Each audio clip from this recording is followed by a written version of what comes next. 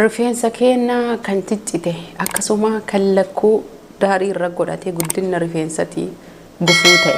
Sammalees rifeensi keenya akka saffisaan dheeratu, rifeensi jabaataan akka laafu, rifeensi filatame akka filatamu.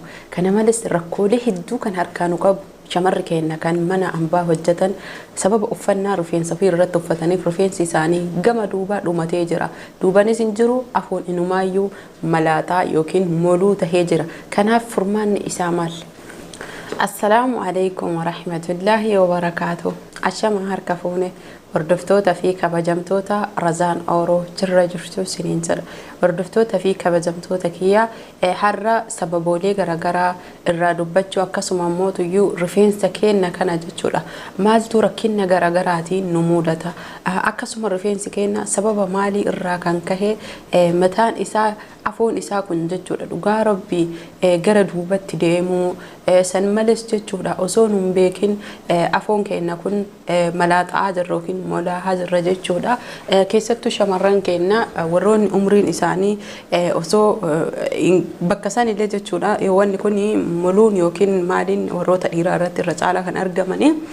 Garuu zaman ammaa kana dhufe shamarran keenya kan mataan isaanii garmalee afoo kanaan irraa dhumataa jiru. Inni sababoota keessattuu jechuudha akkaataa jireenya keenyaa sirreeffachuu yeroo raftan rifeensa keessan akka banamee yookiin ammoo uffannaa guyyaa uffataa ooltan yoo fakkeenyaaf iskaarbii shaarbii uffattanii guyyaa hojjetaa ooltan shaashii hidhattanii halkan shaashii san ofirraa hiiktanii yookiin ofirraa keettanii jiraachuu isin barbaachisa.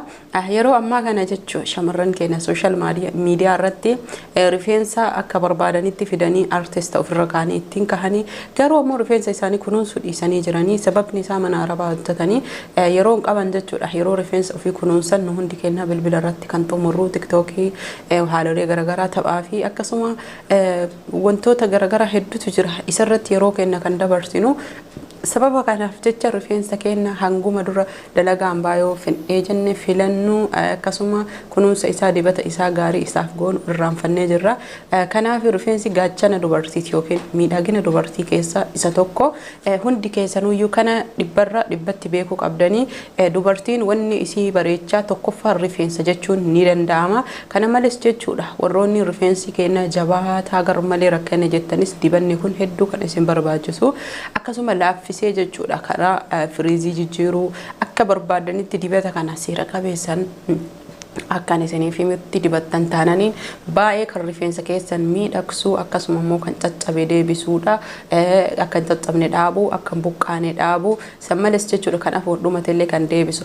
Asirratti wanni an ibsuu barbaadu irra caalan jechuudha rifeensa keenya yeroo hedduu walumaa galatti tuksii haadhiifnu yookiin ammootu ibiddaan gubuu haadhiisnu rifeensa keenya akka nu jalaa laamshanii fi akka guddinni isaas akkasuma caccabni isaas baay'ee nu jalaa miidhamu kan nu gargaaru. Garuda subscribe like share gochuun turtii gaarii isiniin jedha. Dibatoota kana qabadhee dhufe hordoftoota kiyya video yoo ilaaltan like maaliif hin goone like godha. Like homaa isiniif hin gootu. Anaaf garuu faayidaa qabdi videoon kiyya akka nama bira gahee namni irraa fayyadamu taasifti. Asitti kan argitan kun obboleeyyan kiyya qurunfudiidha. Qurunfudiin faayidaa guddaa qabdi. Rifeensa keenya dheeressuuf kan bade deebisuuf kan molaa'ee rifeensa baasuuf kan bahuu didillee rifeensa baasuuf baay'ee nu gargaarti. Rifeensa laaffisuuf lakkuu akka hin godhanne rifeensi jechuudha. Akkuma beekamu rifeensi lakkuu yoo godhatee jedhe lakkuun sun rifeensa akka saffisaan hin guddannee fi caccabaaf saaxila.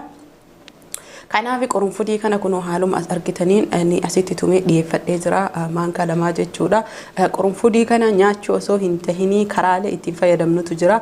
Zayitiidhaan kanneen addaan qoqqoonnee jechuudha kan shaaworii yookiin osoo dhiqannaa hin jalqabin dura dibannuu fi akkasuma erga dhiqannee kan dibannutu jira. Qurunfudii kana maankaa lamaa jechuudha jiraa isaa fuutanii daayitanii waan daakamutti booda sanii kan isin dhiyeeffachuu qabdan zayitoonaa isiniin jedha. Isa kana maaliif jennaan namoota tokko furfurii itti taate yeroo shaaworii seenuu heddan kan fayyadamtanidha. Maaliif sa'a lama sadi dibattanii kaatanii booda sanii dhiqachuu dandeettanii. Asitti kaagartan kun zayitii kookinaatii. Kookinaatiin kun xiqqoo foolii qaba, viitaaminii of keessaa qaba, viitaamin A qaba.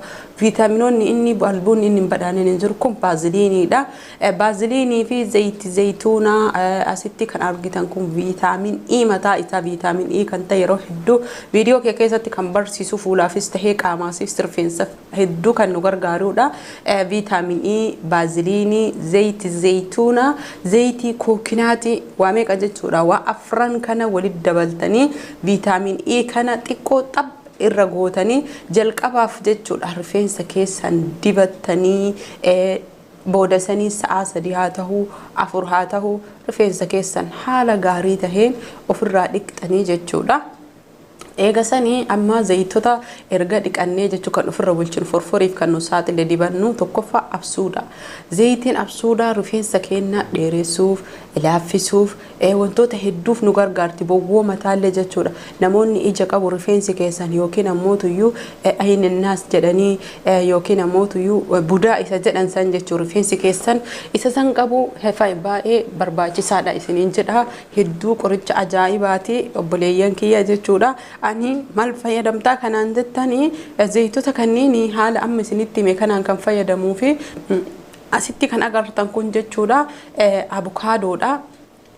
Kan amma harkaa qabu kun jechuudha zayitii viitaamin E kanatti dabalee jechuudha. Yeroo tokko dhugaa rabbii sababa yuutuubii kanaaf ani dhimma rifeensa kiyyaayyuu irraa fagaadhee jira. Avokaadoo asitti agartan kana gonoo kun avokaadoodha. Akkuma asitti argaa jirtan kanatti avokaadoo kana kan ittiin dhiqadhu shaampoon kiyya kan isin nagaafattanii ani shaampoo avokaadoo fayyadama.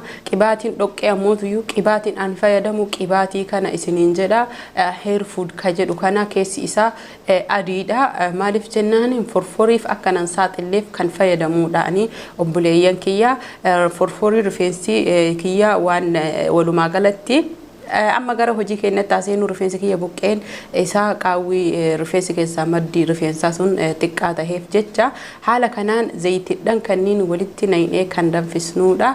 Erga zayitota kanneen danfisnee geessinee jennee zayitota amma riif isinitti himeessan baaziliinii, zayitii zayituunaa, zayitii absuudaa, zayitii kookinaati walitti danfifnee kaane viitaamin E xumura irratti goona. Booda sanii jecha osoo dhiqatin jechuu haala kanaan hin dhimbiibna dibannee osoo dibachuuf amma dhiqachuu dura jechuudha dibachuu barbaanna waan taaneef zayitota kanneen danfifnee erga qorree inni bulee galgala danfifnee ganama dhimbiibuu dandeenya.